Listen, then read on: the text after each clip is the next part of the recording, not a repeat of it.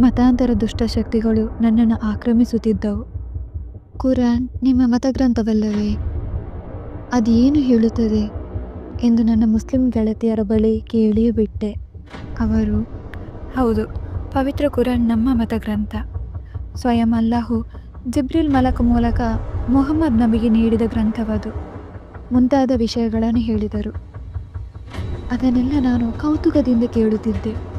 ಇಸ್ಲಾಮಿನಲ್ಲಿ ಬಹುದೇವಾರಾಧನೆ ಗಂಭೀರವಾದ ಪಾಪ, ಅದಕ್ಕೆ ದೊಡ್ಡ ಶಿಕ್ಷೆ ಇದೆ, ಅಲ್ಲಾಹುವನ್ನು ಮಾತ್ರ ಆರಾಧಿಸಬೇಕು ಎಂದೆಲ್ಲ ಹೇಳಿದರು. ನಾನು ಬಹಳ ಕನ್ಫ್ಯೂಸ್ ಆದೆ. ಕಾರಣ ಈಗ ನನ್ನ ಮುಸ್ಲಿಂ ಗೆಳತಿಯರು ಹೇಳಿದ ಮಾತುಗಳು ಅಂದು ಆ ಮುಸ್ಲಿಂ ಪ್ರವಚನಕಾರ ಮಾಡಿದ ಭಾಷಣದ ಜೊತೆ ಹೋಲಿಕೆ ಆಗುತ್ತಿತ್ತು.